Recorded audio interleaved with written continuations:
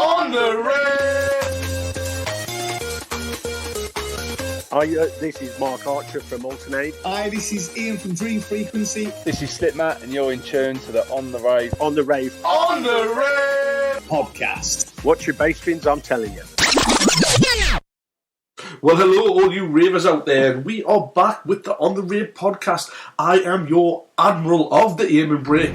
I'm Addie, and this week I'm by myself as Gav's tapped out for a little while to sort his business out. He's a very busy boy down in Ghetto Golf. Get yourself down there if you want some crazy golf action and some fucking banging food. So without further ado, we will start the way we always start this, with a little bit of Ravers choice, and this week it's picked by Simtel Craig T. Thank you very much for listening, and thank you for choosing this absolute banger. This is Egma, Don't Have to Be Jesus.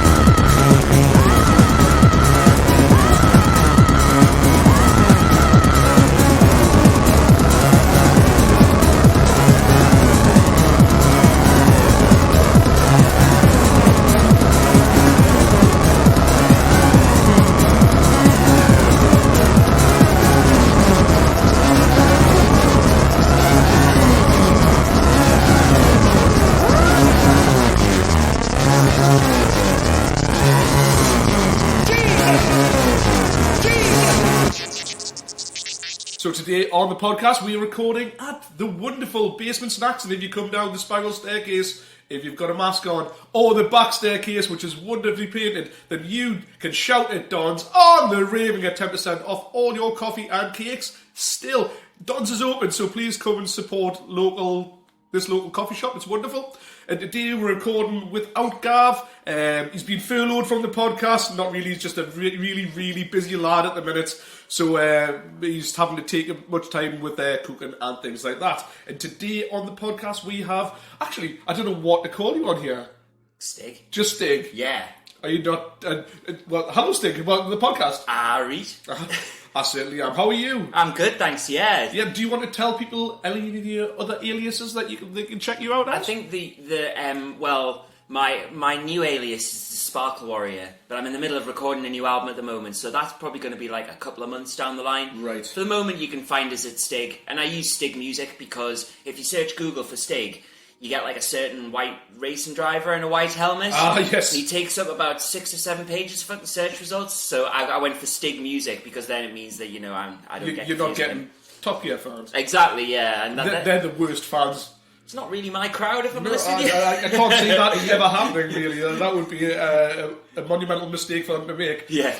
But anyways, let's get into the podcast. We start where we always start, question 1, because that's the logical way to do it. Early influences. So who started you on this path? Was it someone? Was it parents? Was it friends? Was it who played the music in your house? Well, in my house, it was definitely my dad. My dad's a musician. He's an acoustic musician. So he plays acoustic guitar. He's played bass in quite a lot of bands. But he's into a lot of sort of 70s rock and a lot of folk music, a lot of bluegrass. So what are the artists that you would be playing generally around the house? I mean, his favourite band is a band called Steely Dan. Yes, heard of that that. West, Yeah, so he played loads of them, and he loves Joni Mitchell. Yeah, and his favourite, in fact, my choice for question 1, which I revised, was a track of my dad's favourite artist, which is a guitarist called John Martin. Mm-hmm. He's a sort of a folk guitarist, but he's kind of like a mad, alcoholic, amazing sort of tearaway who wrote these beautiful love songs. So I did choose one of his tracks, but then I thought, do you know what? That's my dad. That's not me. Yes. Yeah. Well, that's amazing. Is there anything else you would play apart from that? Well, anything else that I would play from my childhood? My mum, she's into music, but more sort of casually. Mm-hmm. It's not really that she's sort of obsessed with her music, but she liked Stevie Wonder. Mm-hmm. She liked Motown, so she liked Marvin Gaye. But she also listened to a load of like old 70s prog rock, so she liked Genesis and things like that. Right. So I was going to choose because that kind of had it all had an impact on me. But the actual track that I did choose for question 1 is didn't come from my parents, didn't come from anything. Was just that was the track that we'll play. That's really kind of how I got into music. Well, it's a very interesting way. One of my favourites, because we are both gamers. Yeah. And especially these retro chiptune type things that brings a lot of nostalgia. I know when I did my second list, I picked Xenon 2 Mega Blast. Nice. As well as good soundtrack. It's an amazing soundtrack. The bomb, the bass. Bitmap Brothers always had great soundtracks. Because they got Betty Boop, didn't they, to do Magic Pockets? Yes. There was all sorts of amazing artists on their.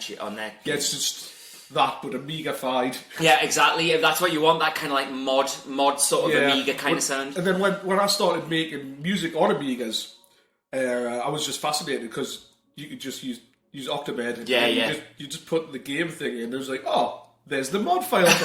There's all the sounds from it. That's why I got into tracking, because you download or you just get a hold of other people's songs on discs, and then you go into their song and it's like, well, there's all their samples. It's like, oh, I'll have that.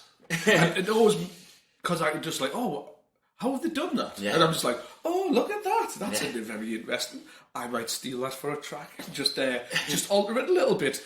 So, what track did you actually pick, and what game is it from? Right. Well, it's from one of the first games that I ever really loved. When I was a kid, like a lot of people my age, I was into ZX Spectrum, Commodore 64, kind of slightly pre-Amiga days.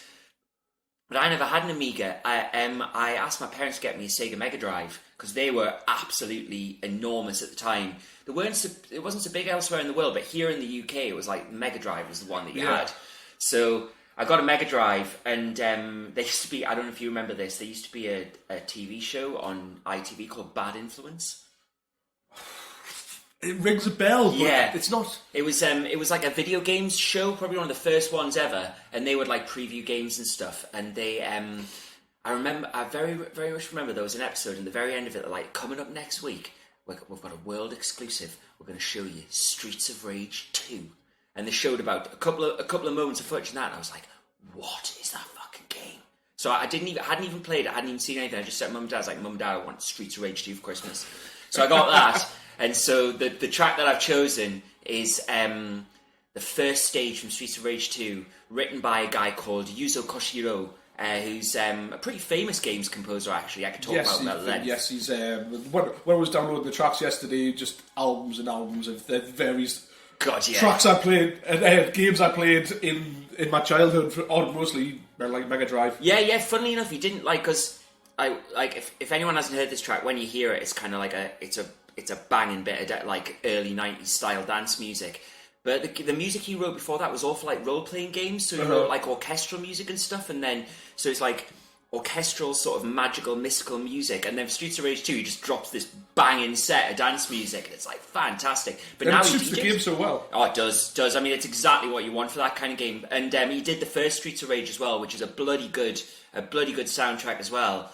But Streets of Rage 2, he just upped his game and just absolutely nailed it. And I've got the soundtrack to this game on double vinyl. Yeah. Because there's a brilliant record label down in London called Data Discs. Yes. Have you heard of Data Discs? They do some amazing stuff. They do. I've got loads of their records. They just put out these limited run copies of Mega Drive soundtracks, like, that have all been mastered from like original hardware, and I've got Streets of Rage 2, and you could drop it into any set. That's why I've chosen this tune, because like you could drop it into any DJ set and it would work.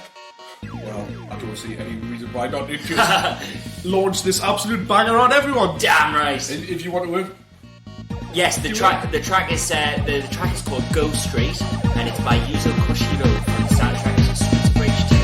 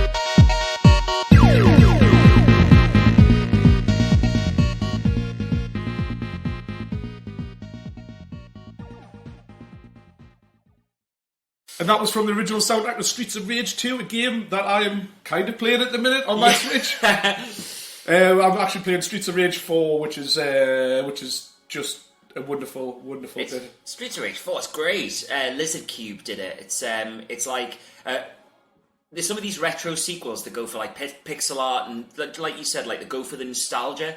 What I love about Streets of Rage 4 is the nostalgia's in the gameplay, but all the graphics and the sound and everything are really, really modern. Yeah. If you ask me, that's how you do a remake. Like, it's perfect as well. And they've blended in because they've got, if you unlock a few characters, they've put the retro things in, haven't they? So you can still get that little retro fix of it. I'm looking forward to that. I haven't beat it yet. It's a bloody hard game. Yes, it is. Yes, it's very hard. I was disappointed. I was playing on the bus yesterday. And I don't know if my save wiped, but I got through. I was quite far into the game, and then I went on yesterday. And I was like, start from the beginning again. I got my mates to come around and play co-op, just because when I do it on my own, I just get killed so quickly. It's very hard by yourself. Yeah. You tend to just get mobbed. Yes. Yeah. But anyways, we digressing from the subject and onto gaming, Indeed. Which is not this podcast. I thought I'd choose that track first, so we'd get all of that shit out of the way, and now we can get properly on the music. I'm sure it still will rear its ugly head. I'm sure it will. So after you've progressed from your, actually the first one is actually Find Your Own Feet because it was on thing really. But after you've moved on from your mother and your father playing stuff in the house, what was floating your boat after that? Well, I think like it doesn't matter like if you're mega into music or you're not, you kind of want to rebel from what your parents like. Oh, very much so. I did. My parents like shit, and still do. I've actually loved the music that my parents liked then, but obviously when you're like sort of that age, I was like, oh, fuck all your stuff. I'm going to go out and find my own stuff. So I was getting into video game music and stuff, but at the same time, like all of my friends were playing like loads of sort of pop music and stuff like that.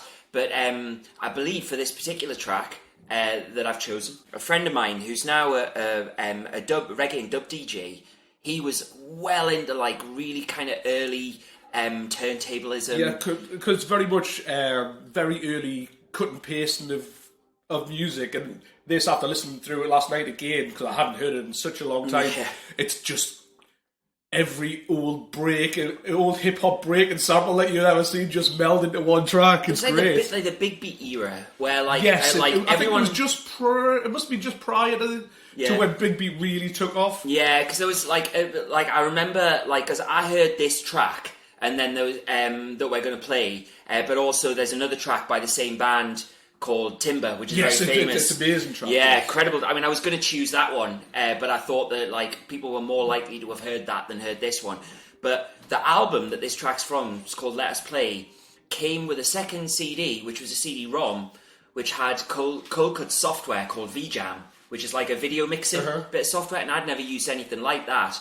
And that's what kind of got me into sampling. And my first solo record was like kind of all MIDI because it was kind of coming from the track and stuff that we were talking about before. But then for my second record, I'd listen to Cold Cut, I'd play with VJam, so it was all samples. I took like little samples from here and there, drum loops, bits of beats and stuff. And so like this track that we're going to play like totally like symbolizes to me that era of music where it was all about sampling, it was all about getting loops, putting stuff together and like making your own stuff out of it. And it's a very creative way of doing it as well because you're limited to what you do, so you tend to think outside of the bubble and it kind of progresses. Yeah, totally. You look for innovation in very simple things. Yeah, like that sort of late 90s period was where sampling really kind of was the thing. I mean, it's not that it kind of went out of fashion, but it's sort of like, I think as the technology got a bit better, people didn't really feel the need to do that, sort of made the stuff themselves. And I think that's what's wrong, well, not what's wrong with music these days, because music's music, you can't have it wrong, but the fact that you can do anything at any point, and there's not the innovation, whereas, how do I do this? Like time stretching, how time stretching was invented just by trying to make samples bigger, and then you get a different sound by that, and now you can just do it. Choice is crippling though. Yes. Like I going back to games very briefly. I remember like I'd get in from work like years and years and years ago. I'd sit in front of a shelf of games and I'd go, ooh, what am I going to play? And I'd have like hundreds of games. It's one of the reasons I don't play more than a couple of games at a time. And Yeah. Only one on one system. Yeah. That and I'm shit at remembering buttons. So I'll go from I play Grand Theft Auto for that long that every button should be Grand Theft Auto. Whether I go into a game that looks a bit like Grand Theft Auto, I'm there and I'm hopping up from behind things and just firing off shots and randomly. There is kind of like a set control system now, because when people do like game controls that are different from the norm, it pisses everyone off. Yeah. They're like, the button should be there, but I totally What was I get it. playing the other day? I was talking to Coops about it the other day, because she was getting me to play Horizon Zero Dawn. Oh yes, yeah. And the crouch button isn't where your crouch button, because your crouch button would be clicking on there. Clicky stick, And it yeah. was something else, so I was just springing up all the time. Fuck, that's not. Oh, how are you, man? That's not a crouch button. Funny you should say about crouching, because obviously we're sat in Basement Snaxx now. The proprietor of Basement Snaxx, I had Hiya, her, Dons. Hiya, Dons. Hiya. I had her playing Legend of Zelda Breath of the Wild. Oh, it's a beautiful game. And it's a wonderful game. But just due to the controller that she was playing on, like, she spent most of the game just crouching. So it's like, you just... Right, the film and it spends its life clicking. Yeah. It's no good for that type So, of so game. like, I can see why for some games they might have taken it off the click, because for less experienced gamers, they just crouch their way through the entire Yeah. game. Yes, that is the case. And anyways, we've slipped off the topic. Beautiful segue back into Cold Cut. But yes, so you picked Cold Cut. For, I did, yeah. So what track by Cold Cut? The track is more Beats and Pieces, which is... The Beats and Pieces was kind of their big sort of like first sampling track, but this was the one that really made it big. But the particular mix is called Danny Whips It Out Mix, which is the one that actually appeared on their last play record. That's the one that I had back in the day. That's brilliant. Well, let's get at it. I got rhythm. I got rhythm. I haven't used yet.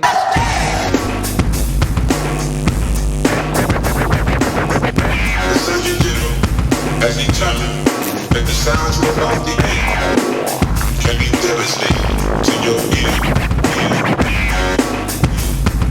Honey, I got rhythm. Honey, I got rhythm. Honey, I got rhythm. Honey, I got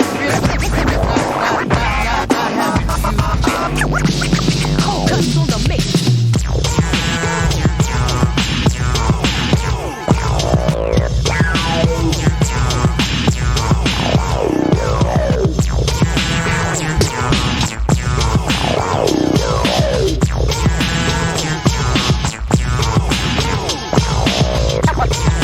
Something else.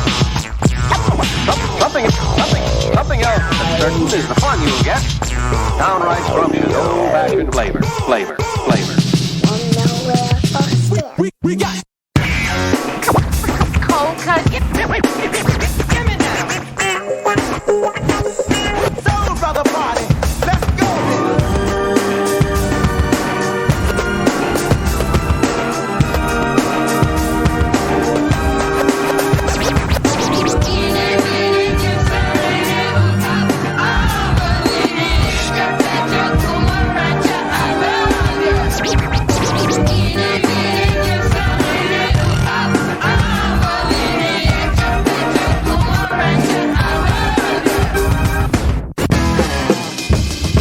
If there is to be revolution, there must be a revolutionary party. We've got to do something about it.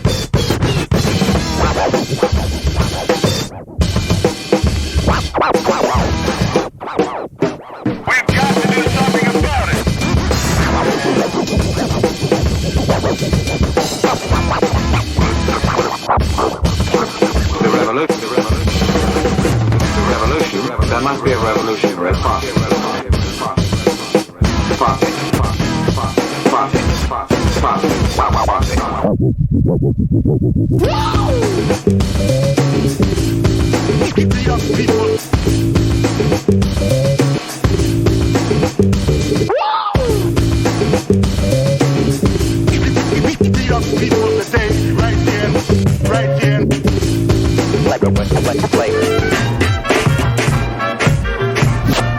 Listen.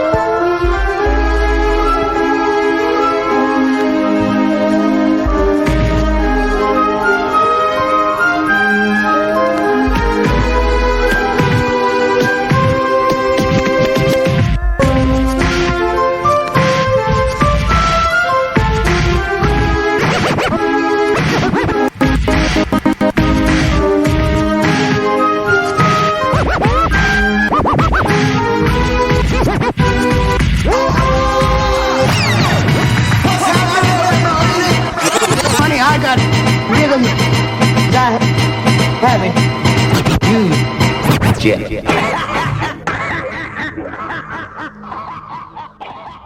And that was Cold Cut, More Beats and Pieces, Daddy Rips It Up mix, and that was on the Amazing Ninja Tunes from 1997. And we are on to number 3, which is first rave memories. So when you're out and about, can you remember your first rave at all? Well, like, it's probably a bit unusual for me because I'll be like totally honest with you. When I was a kid, I used to go out clubbing like quite a bit, but So like what kind of places? well, the first place I ever went was a club called Rock Shots. Yes, I know it very well. Yeah, on Waterloo Street in Newcastle. I used to go Newcastle there. misses Newcastle rock shots so much. Yeah, it does. I used to love that place. We would love.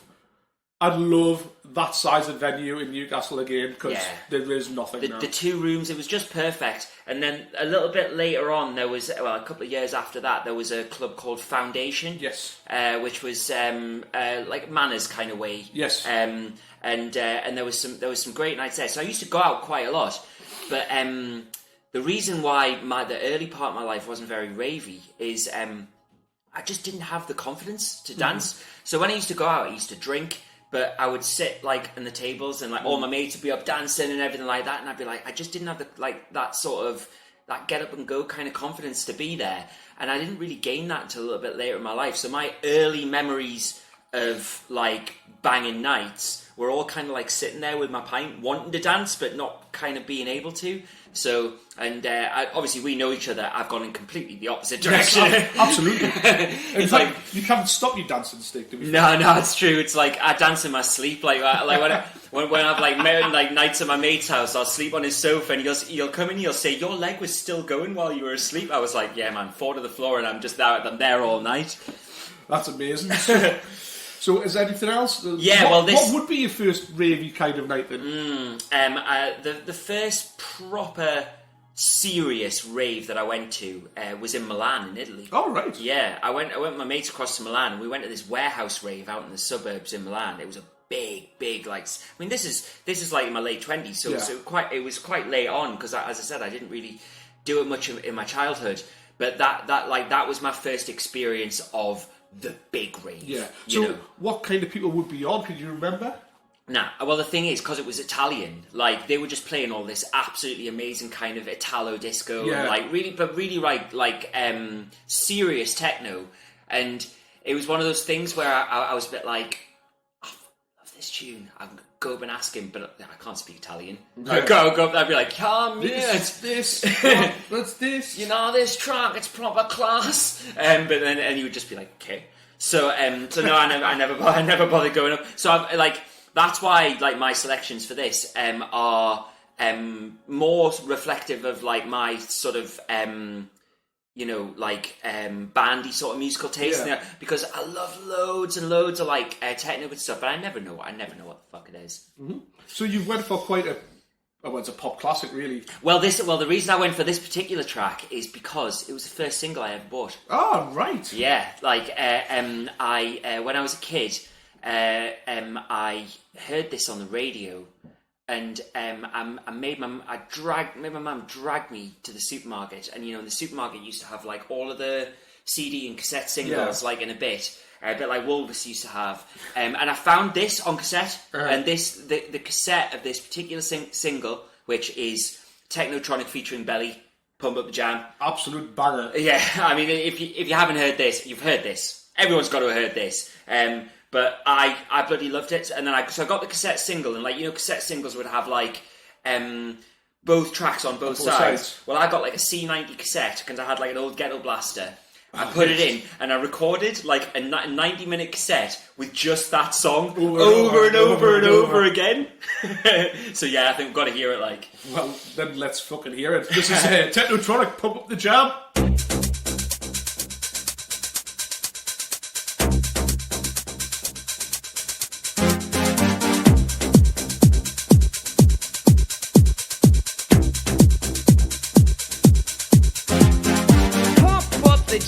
Pump it up while your feet are stumping, and the jam is pumping. Look ahead, the crowd is jumping.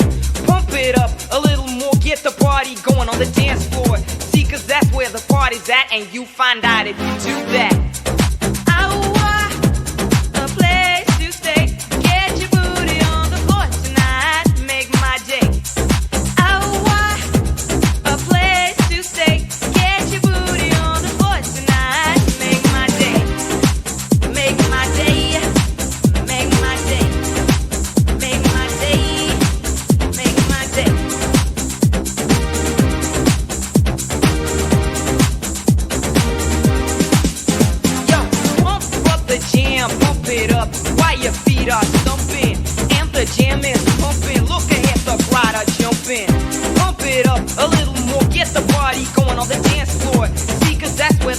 body's at, and you'll find out if you do that.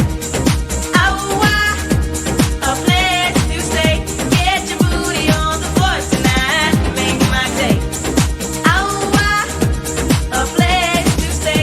Get your booty on the floor tonight. Make my day. Make my day. Make my day. Make my day. Make my day. Make my day. Make my day. Yo, pump up the jam, pump it up, I pump it up. Yo, pump up the jam, pump it up, I pump it up. Yo, pump up the jam, pump it up, I pump it up. Yo, pump up the jam, pump it, pump it, pump it, pump it.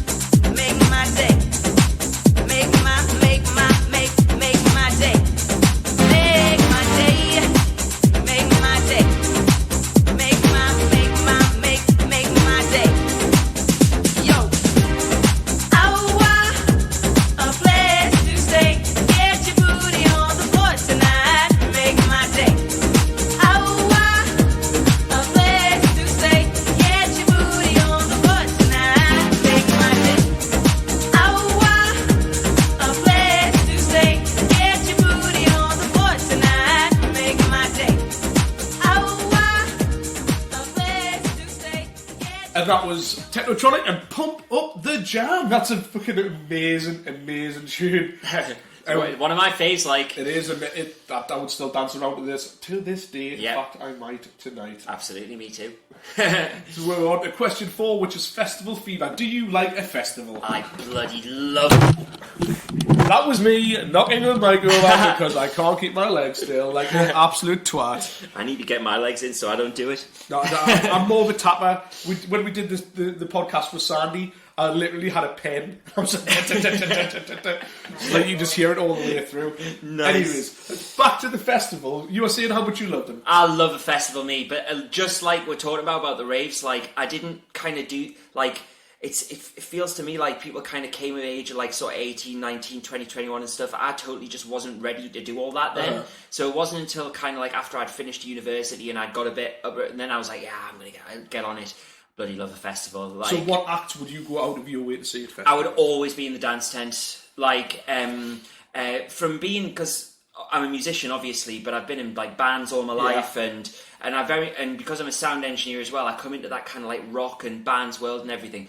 But at a festival, like, I know this is probably sacrilege to most people, but I'm not really interested in seeing bands. But I'm very much the same. Bands were like a later addition. I was always, I'm going to the dance tent. Oh, and there might be someone on I want to see on the main stage. I'll maybe potter over there, and then I'll be back within half an hour. Absolutely. Like, I'll check in on them and stuff, but people, it's funny when people say to me, like, oh, do you want to go to this festival? I'll send you the lineup. I'm like, I don't give a shit about the lineup. That's not why I go to a festival. Why I go to a festival is to camp, have fun, find the best dance tent, and just live there. Random shenanigans. Yeah, exactly. That's what it's about. So it sounds quite disingenuous for a musician to not really be interested in the bands at a festival, but I'm kind of not. Yeah. I just want the best dance tent, because I've played a couple of festivals, and whenever I've played like you played Lindisfarne. Yes, I've played Lindisfarne. I've played Solfest, and whenever I'm at one, like whenever I've finished playing, what I like to do is just go and find like the best possible dance tent. So that at Lindisfarne, I help out with a tent at Lindisfarne, and we kind of turn that into a bit of a dance tent at night. Yeah. So I stick around there. It sounds wonderful. Yeah, totally. Absolutely wonderful. So the artists that you picked, have you seen them at a festival? Or why have you picked these artists for it? This particular track, the reason I liken Tiger and Woods to a festival, Tiger and Woods, electronic act from America. The reason that I liken them to a festival is not because I've seen them at a festival, but because this is, because you said with Festival for You, this is the track that makes like everyone I know like get up, and so it'll be on my Bluetooth speaker, or it'll be on the mini rig, or it'll be whatever at the tents, and like everybody's kind of like, you put this on, everyone's like, yes, I'm back. So that's why I liken it to festivals, because this kind of like sort of slightly slower disco groove is to me what gets people like on their feet, marching towards a main site and getting into that dance. For a track that's quite slow, in my eyes, quite slow, because obviously I listen to stupid rave music. It's very driving. Yes, yeah. It reminds us a lot of Vitalik La Rock. It's got that just keep pumping. Yeah, it's got like it's, to me, it's like that's like the Tiger and Woods and that style of music. I don't know if there's probably a specific genre name for it, but for me, it's like disco made by people who previously made techno. Yeah. It reminded me a lot, because I went online and I was just like, I wonder if there's a DJ set. There was a Boiler Room set. Yeah. And it reminded me a lot, me and a few mates, including Fun Size Johnny, big up Johnny. Yeah. Used to do a night on a Sunday, like a after party at, what was the bar called? I think it's called Science now. Science, yeah, it was... You remember when they had all the porn things on the wall? I do. We used to do every Sunday and did a party called Reel to Reel, where we would just play. We'd start off playing Motown and work our way through pop and disco and like right away. And it reminds me of those days. Nice. It's got that all like just like Jack and sound, but little bits of everything. Yeah. So it's very much like I enjoyed it a lot. I thought it was potentially quite risky to put such a slow groove on a podcast like yours, but I thought, I don't know, I just think like this to me gets anyone dancing. Yes. If you're into like 160 BPM absolute bangers, this will still get. It's you. like we say on the podcast, good music doesn't get shit. Agreed. This is Tiger and Woods, Gin Nation.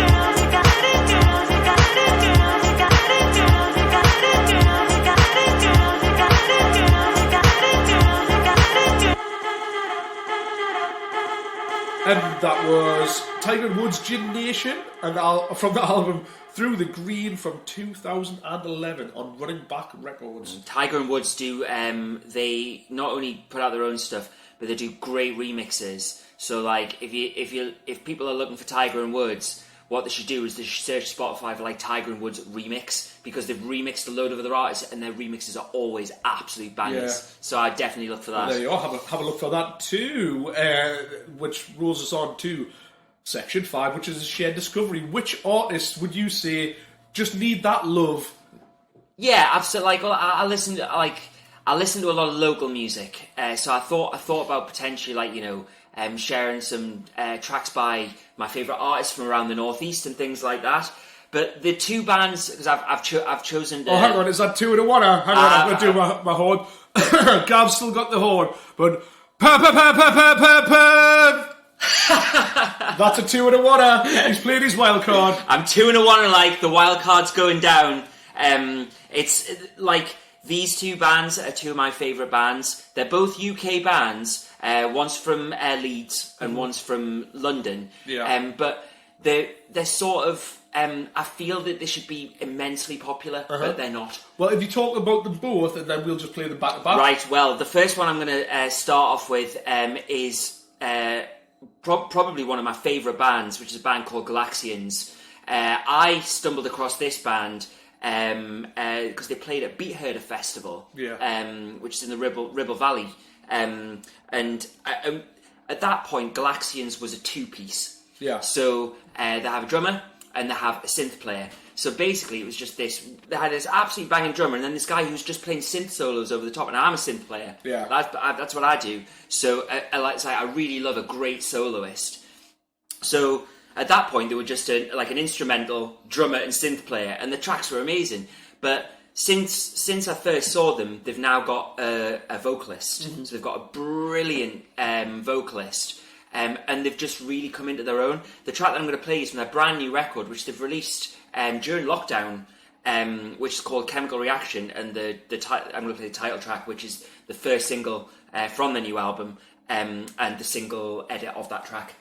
Well, after listening to it, this is probably, out of all the tracks that you played today, my favourite. It's just lovely. The vocal is just reminiscent of just early house vocals, like just that big, just groovy vocal. And Yeah. it's just nice and 80s electro-y, and it reminds me of so many other songs, none of which I could put my fucking finger on last night. I was like, oh, it's a bit like... No. But it's also a bit like...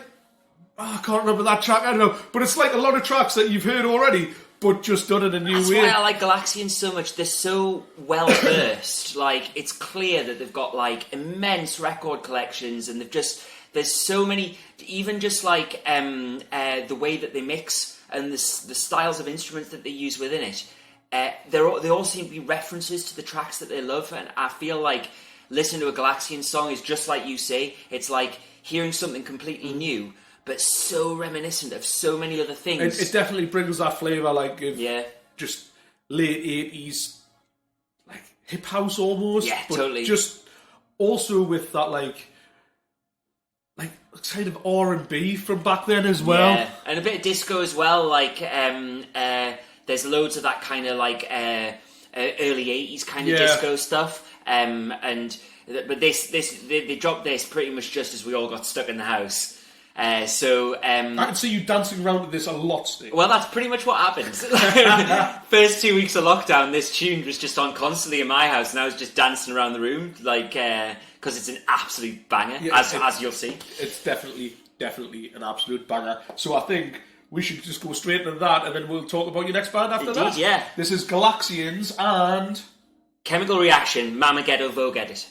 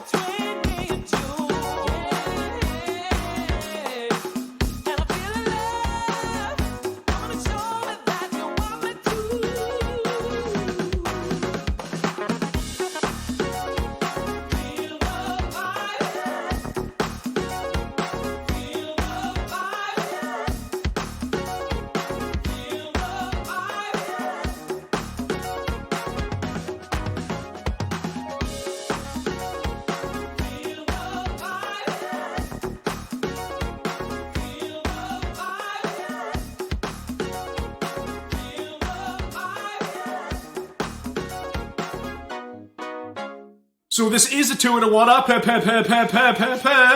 and we're going to go straight into the next shared discovery. Right, well, this particular, there's a very different kind of band than Galaxians. The way that I discovered this band is, I think, something that a lot of people will relate to. They had a sponsored ad on Facebook, and so I was like, scrolling through my news feed, and then this video popped up, and it was like, so usually when I see like a sponsor thing, I'm a bit like, oh, stop trying to sell things at me. But anyway, this the way this band had chosen to promote themselves was by putting up maybe like a 1-minute excerpt of like a live session in their studio live room. And this band is just totally like they just blew me, like in 30 seconds it blew me away.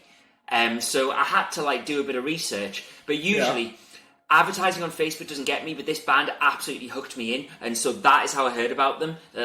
True to God. So the band are called Lydian Collective. The reason they're called Lydian Collective is Lydian's the name of their record label, and the main guy from Lydian Collective is a producer, and he writes all of the material, and he's also an electronic musician. So this is one of the reasons why I feel very kin, because I've been making electronic music for 20 years. I've done 30 records, but like my newest stuff is going into more of a kind of a live vein, and he's basically done that with this band. So he had like he made a lot of electronic music albums, and then he decided to get a really great band together to do live arrangements of the music that he'd already prepared. Precisely, yeah. So Lydian Collective, this band, play tunes that have already been released electronically, but they play live arrangements, and they play live with orchestras and everything. Yeah. They're just an absolutely amazing band. The main guys, he also records under the name Laszlo, and he's done a lot of music for video games, things like that. And I've just started following them as a result. But this is one of their best tracks, I think. It's not on an album, it's just a single release, and it's called High 555, named because the track is 5 minutes and 55 seconds long. Oh, that's a great reason. I think so, yeah. So let's get it.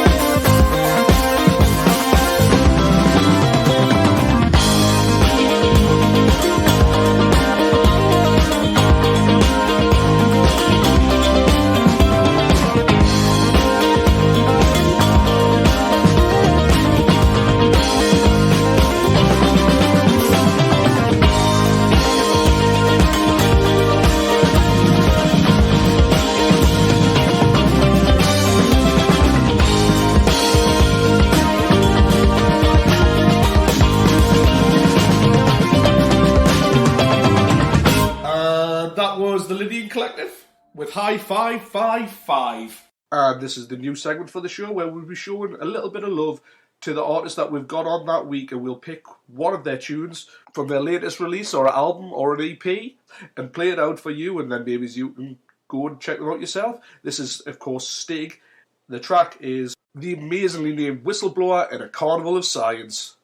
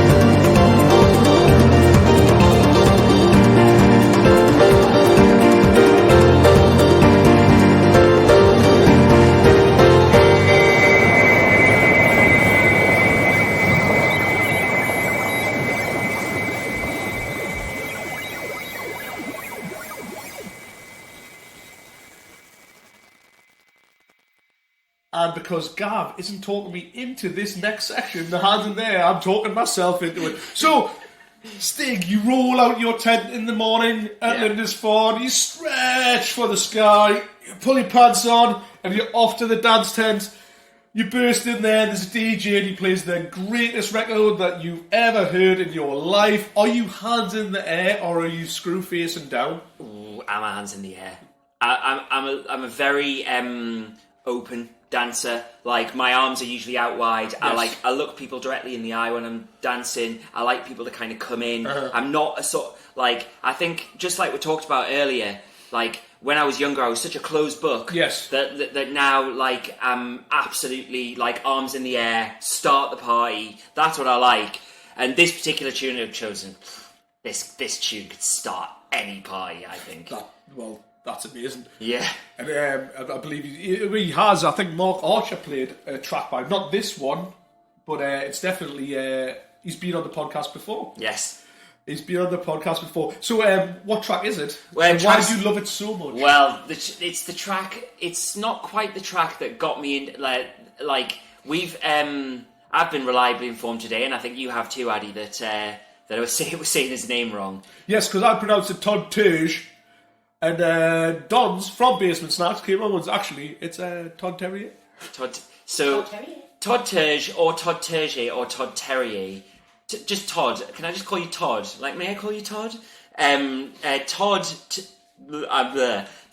Terrier. Todd Terrier. Todd Yorkshire Terrier is from Oslo and is an amazing producer, but he does remix as well. Now, my favourite band, who I haven't played today because it didn't really fit with any of the questions, are a band from Oslo called Yagi Azist. Mm-hmm. And Yagi Azist have been going for like 4 decades. They were up for the Mercury Prize in the late 90s. They did kind of like live drum and bass style jazz. Right. And then they've moved through kind of all sorts of genres and sort of ended up with this weird jazz, rock, electronica hybrid. But anyway, Todd did a remix of a track from the last album, and I absolutely loved that remix, and that's what got me into Todd. Yeah, it's Yorkshire great when you Terrier. find those little niches when there's a band that you like, and they work with somebody, and you're actually, that's really good. And Yeah. You go off and rabbit hole. Who did I do that with? Actually, it wasn't so much that. Don had sent me a track by a band called Clipping. This wild booty bass thing, and like I'd listen to it, and I was like, yeah, it's great. And then it just popped on one day. It was on my playlist, and I was like, actually, that's really good. Yeah. Maybe I'll go and have a look at them. Totally. And that's what I was listening to in the gym this morning. Like they do very good concept albums. Oh, nice, I love them. And they did one about being trapped on a spaceship, and the last one they've done, it's all horror. So it's big John Carpenter sounds. Oh, lush.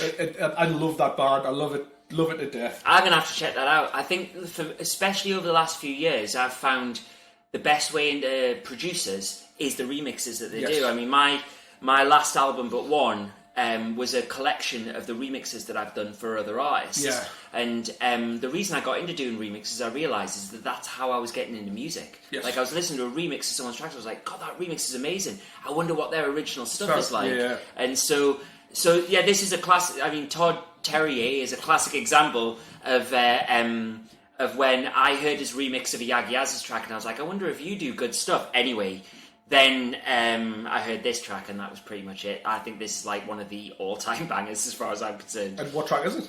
It's called, there's about 1 million versions of it, but I've gone for the original. It's called Strand Bar.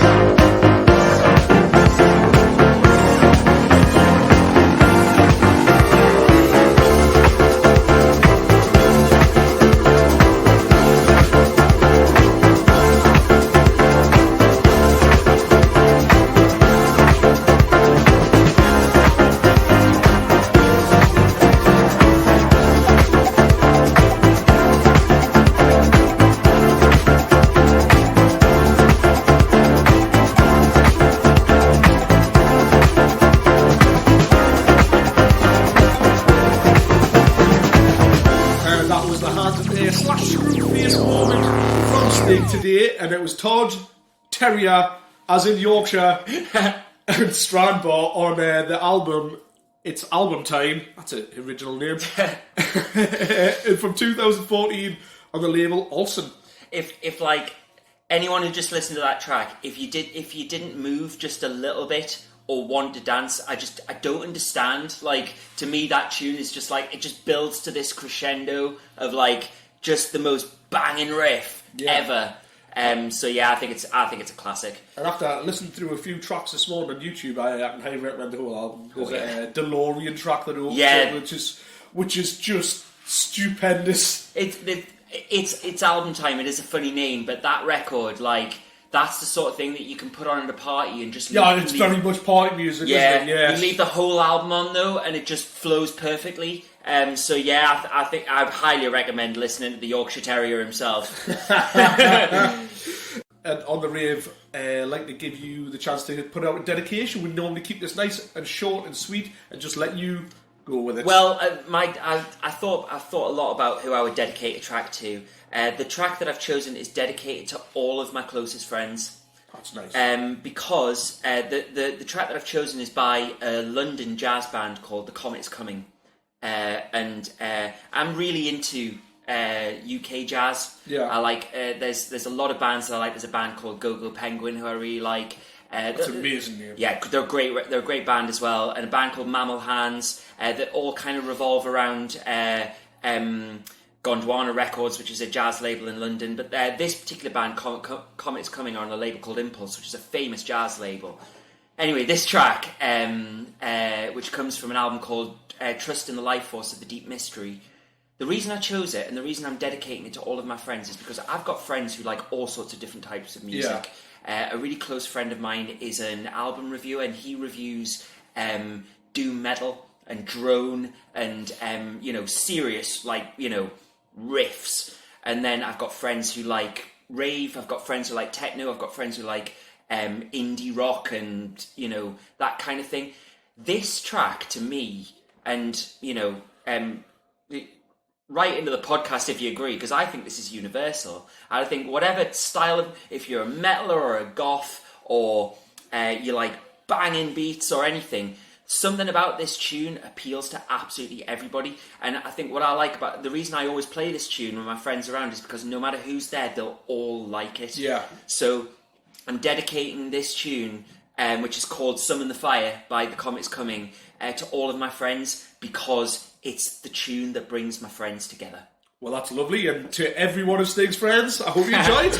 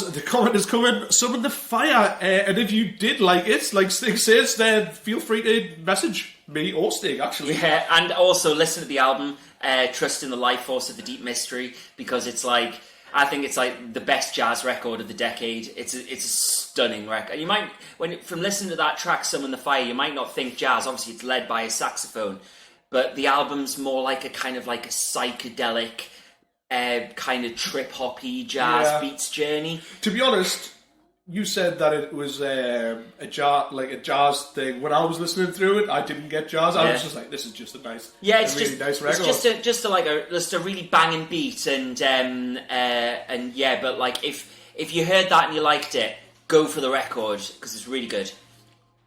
High recommendation indeed, and we are on Section 8 already, and this is the bone of contention that is guilty pleasures. Do you believe that there is such a thing as guilty pleasures? Well, I do believe that there is such a thing. Not in my case. I think probably a lot of people that you've had on the podcast will have said, I don't have any guilty pleasures. Of recent, the last few, they're just like, no, I like this music, I don't give a flying whatever. Yeah, I'm the same really. Like, I think, but earlier in my life, I was a bit, you know. Yeah, it's just because mine was happy hardcore. So, like, I was, because I was a Gabba DJ, I was never allowed to like happy hardcore. And it was for mine, I picked DJ Magical there. Yeah. Which is just. Well, I love happy hardcore. That was part of my childhood, you know. So that's not guilty to me at all. But when I was a kid, I was listening to my parents' record collection. So I was listening to like Fleetwood Mac, and I was listening to loads of 70s bands like Yes and Genesis and King Crimson, and that, like, when you're sort of 13 is like the most uncool thing you can listen to. So I suppose it was a little bit, I kind of kept that to myself back then. But now, no, I'm just like, fuck it. Like, if I like it, then I like it. Yeah. The band... Just embrace that. Yeah, but I've tried to embrace what you meant by guilty pleasure, because the band that I've chosen, I think, are probably the most uncool band in the world. Right. By their own admission. Like, I don't think I'm pissing them off by saying that. But, first of all, they're a progressive rock band, which is probably... the most maligned and least cool genre possible, although not to me. But even within those circles, they are considered to be... the runt of the litter. Yeah, they're considered to be like that. So they're the most uncool band within the most uncool genre. So while they're not a guilty pleasure for me, I think they are a guilty pleasure for a lot of people, and that band is Marillion. I think this is definitely probably the first and last time that we will ever have Marillion on the podcast. I don't think so. I could imagine when you saw the name, you were like, oh, he's playing that. Oh my God. I'd never heard of this record before. Well, I didn't think. Well, just to give you a bit of history of that band, or for anyone who's going, oh God, I'm switching the podcast off right now. Please don't, because like you will like this track is definitely. There's more bangers coming after this. Don't go, don't go. We will play some more better music. The bangers will be back. Well, I love this track and I love this band, but they started off in the 80s and they got a lot of success due to their theatrical frontman, who's a bit of a chalk and cheese kind of a guy. But then into the 90s, they became basically a completely different band. They got a new vocalist, they really changed their style and really kind of adapted with the times. And the most important thing to say about Marillion is that they're crowdfunding pioneers.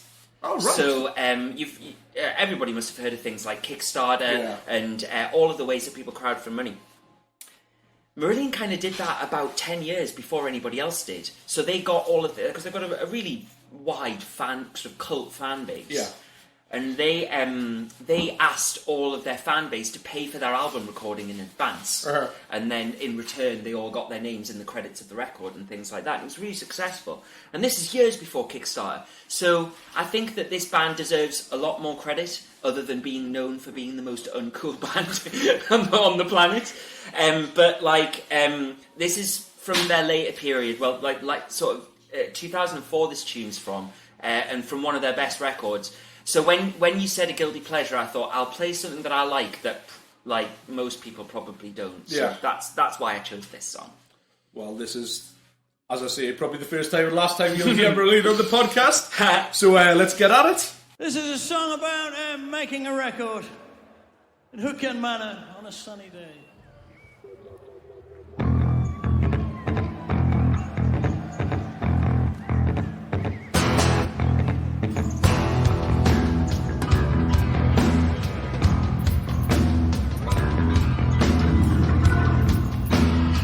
A man came to drill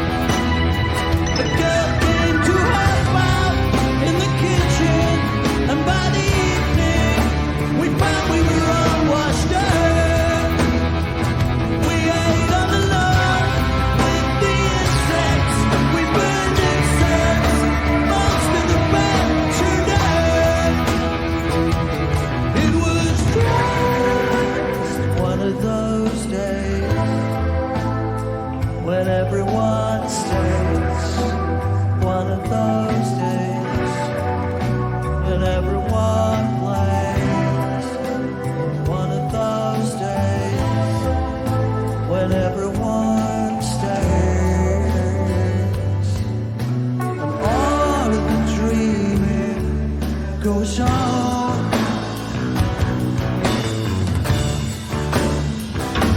A woman arrived in a panic with a picnic. It's better to give than receive. A man came to pick holes in the logic. He wore plastic and shoes you could hardly believe. The evening arrived slightly early, like a pigman chewing the wrong kind of leaves. It was just one of those days when everyone plays. One of those days when everyone stays. One of those days when the mind strays. And all of the dreaming goes on.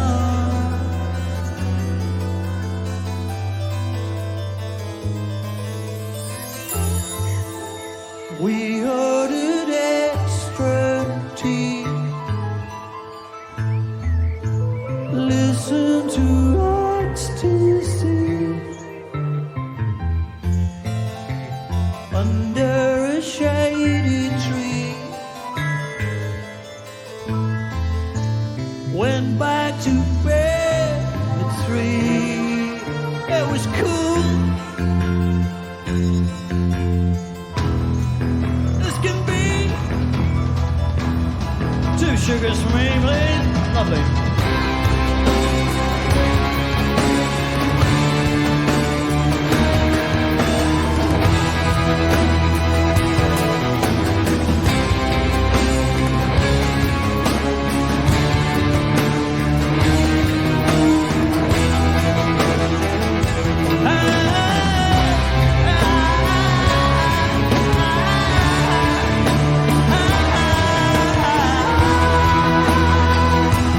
It was just one of those days.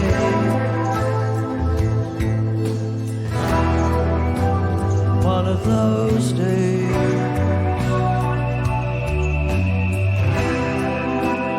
One of those days when everyone plays. And all of the dreaming goes on.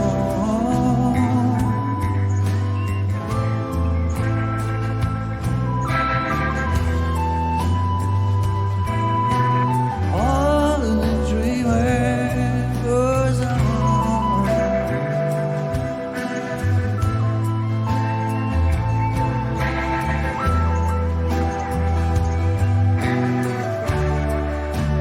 One of those days. That was Stig's Guilty Pleasure, Brilliant Drilling Pause on the Marbles album from 2004. Is that the one that was kickstarted? Yeah, that was the one. Well, that was the one where they chose to sort of crowdfund it in advance. But the reason I chose that particular tune as well is not just because it's Marine, but also, and as you've just heard it, even if you didn't like it, it's a really summery tune that. Yeah. And like I think right now, when we're starting to get a little bit out of the big lockdown, and we're starting to get out there and do things and go out and enjoy the sunshine. Yeah. That's a great tune for the summer. So from Brilliant, we are slipping straight into the greatest of all time. Who is your greatest of all time? Who's my goat? And all the artists in all of the world. It's- Who is the very, very best? I've thought about this a lot, and it's, to me, my favourite artist of all time is not who I consider the greatest artist of all time. Right, so who would that be? Well, my favourite artist of all time is a jazz drummer from Paris called Christian Vander, who had a band called Magma, who's had it for 40 years. And he's my favourite, but I wouldn't say that was the greatest artist of all time, because I suppose the greatest artist of all time has to have had some enormous impact on music and had it and communicated with a great number of people. So I think the greatest artist of all time is a composer called Steve Reich. Right. And the reason that I think he's the greatest is because I believe all electronic music or all of that kind of style of composition can be traced back to Steve Reich, because he, I'm sure you've got a lot of producers that listen to the podcast, Yes. and they might use a load of effects, and they might use an effect called phasing. Now, phasing can be dated back to the sort of late 60s, early 70s, when Steve Reich would play, you get a tape loop, you get 2 tape loops, and run the tape loops at the same time. But naturally, because those tapes were going around, they'd drift out, and the audio would slightly desync, which create this amazing effect. You do the same when you DJ. Exactly. And he called that effect phasing, and he was kind of a pioneer of that technique. So he took the idea of tape phasing, but then he applied it to live musicians. So he made a very famous piece called Music for 18 Musicians, which I'd love to play on your podcast, but it's an hour long, so... that might drag on. Kind of, yeah. Like, I think people would lose interest a little bit. But so he took that tape phasing technique and scored that for live players. Oh, right. So percussionists, vocalists, and they would naturally drift out like tapes did. So that sort of audio manipulation technique became because of it. It became a way of like players sort of playing together. So all of those techniques are really, I think, what influenced the early music software, what influenced MIDI sequencing, what influenced digital audio workstations, because all of those techniques are really easy to achieve digitally. But they all sort of really originated within Steve Reich. So there are a lot of people like Kraftwerk, and then there's Iso Tomita, Wendy Carlos. There's a lot of early synth pioneers which get a lot of credit for birthing electronic music as a genre. Yeah. But I think Steve Reich deserves a great amount of credit in that regard. So what tracks would you recommend that people go out and find of his? Well, the first, as I mentioned before, the first big piece to listen to is Music for 18 Musicians. But the track that I've chosen today is the first good starting point. It's a track where he uses that technique very basically with electric guitars. The recording that I've chosen is performed by a jazz guitarist called Pat Metheny. And to play this now is good because it was Pat Metheny's 66th birthday yesterday. Oh, happy birthday, Pat. Happy birthday, Pat I don't Metheny. think you'd be listening, but, happy birthday nonetheless. I'm playing you on a Rave podcast, so, you can take that on your 66th birthday and run with it. So this track's called Electric Counterpoint, which has been performed by many guitarists all over the world, but this is the original recording, recorded by Pat Metheny, and I'm playing the third section of that track. Well, for everyone out there, let's get amongst it.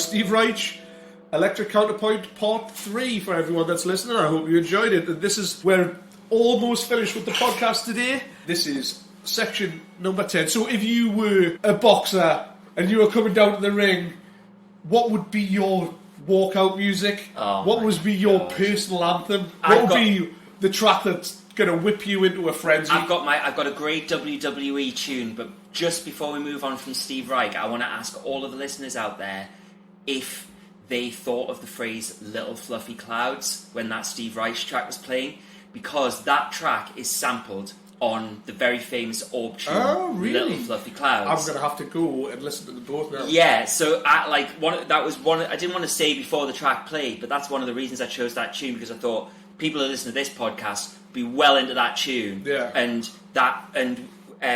when we were talking about sampling earlier with Cold Cut and everything like that, well, that tune, Electric Counterpoint, was very famously sampled in Little Fluffy Clouds. But if I played Little Fluffy Clouds, like coming out into the ring and everyone, I think I could booed off. So I'm not going to play that. Possibly. Yeah. So what have you actually went for? Well, my personal anthem that I've actually chosen isn't what I'd walk out to. What I'd walk out to is the tune Tom Sawyer by Rush. Nice. Because I've seen wrestlers walk out to that before, and I'm like, aye, that's me. That's a tune that I go. It's like an absolute fucking banger. But I chose something different for my personal anthem, because whenever this tune's on and I dance to it, for some reason people start filming me. There's about 9 or 10 videos in different parts, like from different places in my life, of me dancing to this tune. So that has to be my personal anthem, really, doesn't it? Absolutely. Yeah, so the band that I've chosen is a band called Hiatus Coyote, who are from Sydney, Australia. I don't listen to a great deal of Australian music. I don't hear a great deal of I'd like to hear more. But this band are like, they're from Sydney. They're a jazz band led by a brilliant lady called Napalm. I don't know if that's her real name. I hope it is. It's an amazing stage name. She's a fucking cool girl. But she writes all the songs, and then she's got this amazing band who sort of play her arrangements. And the first time that I heard this tune, I fell in love with it, and I would say it's within my top 5 favourite songs of all time. Amazing. Is there anything else by them that you would suggest, or is this the pinnacle in your eyes? Well, no, I think every single one of the tracks is great. Well, the track that we're playing, Breathing Underwater, comes from an album called Choose Your Weapon. Yeah. It's a double album, and it's uniformly brilliant. So if you like this track, listen to the album Choose Your Weapon. But they have an album before that called Talk Tomahawk, which is just as good. So they've only got 2 records, but if you listen to this tune and you fall in love with it like I did, you've got to listen to those records and start with Choose Your Weapon. That sounds amazing. So let's get into this one as the last one of the day. Thank you very much, Stig, for coming along and recording in the wonderful Basement Snaxx. And remember, if you come downstairs and shout "On the Rave" to Don's, you'll get 10% off all your coffee and snacks. Corrie's looking at us in the corner, gutted that she didn't shout "On the Rave" at Don's and get a discount. On the Rave! So thank you, Stig. You're more than welcome. It's been great, man. I've loved listening to tunes. I've loved picking them. Thanks for having us on. Brilliant. Thank you.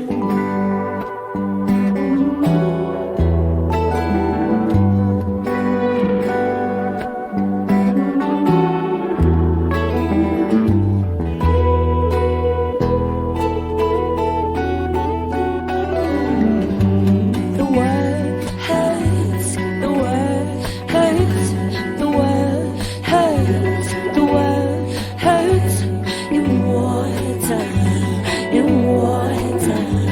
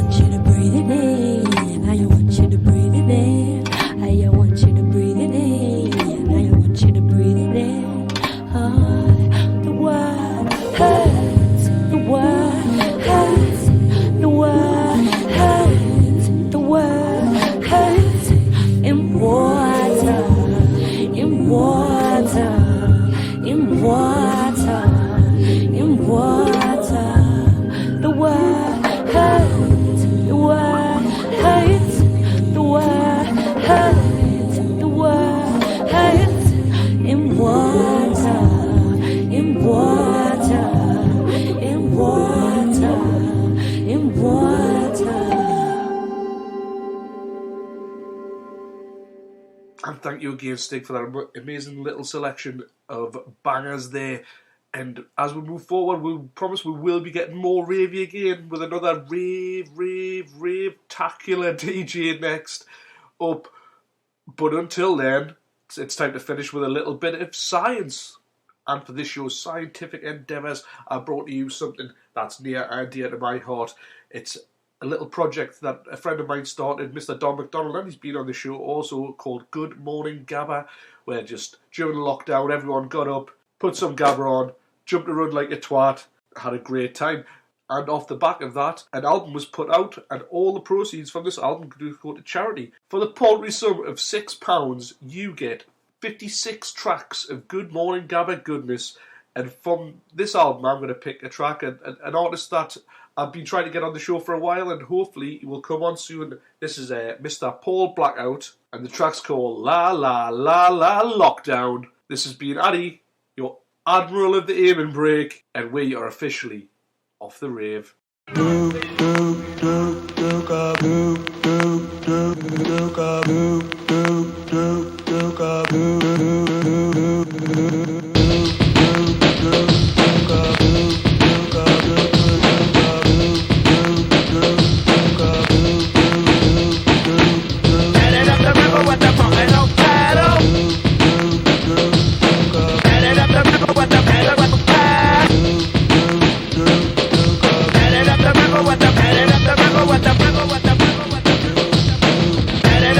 what the